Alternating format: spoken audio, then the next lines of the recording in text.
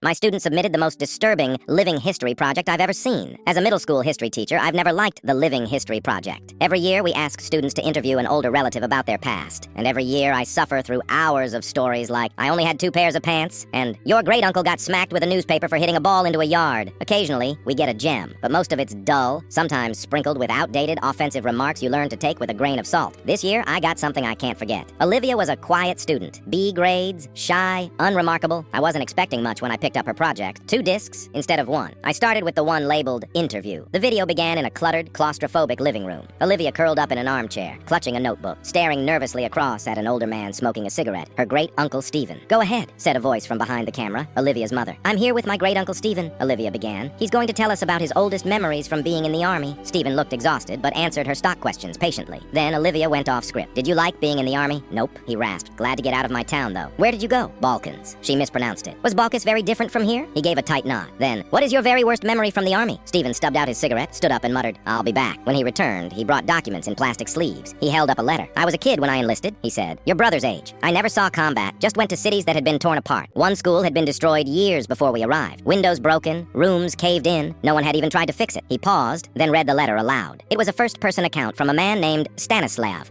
a janitor who lost his wife and child to illness. He shut himself in his home, surviving only with the help of his radio, which he kept on 24/7. Eventually, he emerged and returned to his old job, cleaning the school like nothing had happened, even though it was full of corpses and rubble. The letter grew increasingly erratic as Stanislav described eating from a moldy larder, sleeping in the basement, and clinging to sanity through his radio. The day the radio died, he decided to end his life. He left the letter and the radio just outside the locked basement door so the next person would find them. His final plea, "Fix it. Save my radio. It didn't deserve to die." When Stephen finished reading, Olivia had tears in her eyes. Her mom ended the recording, but there was still the second disc, just audio. Olivia's voice came through first. "Hi, Miss Garrity. My mom wouldn't record the rest, but I asked him to keep talking and recorded it myself. I remember you said history is written by the winners, but everyone's story matters, even the sad ones. I haven't slept since finishing this project, but you have to hear what my uncle says." Then Stephen's voice returned. "That letter was dated 2 weeks before we arrived," he said. "But didn't you say the school had been destroyed 2 years before?" Olivia asked. It had. He described Stanislav cleaning up blood and rubble like it was dirt, smiling at corpses, mopping around dead bodies, sleeping in the basement. When it rained through the collapsed roof, he must have gotten soaked and not even noticed. Olivia asked, "Did you see the body?" "Yes," Stephen said, "hanging from the ceiling. Still, lifelike, not rotting." "Did he look peaceful?" "Couldn't tell. His face was blue, eyes bulging. The smell was awful. And the radio?" Stephen took a long drag. It was there, and it was still on.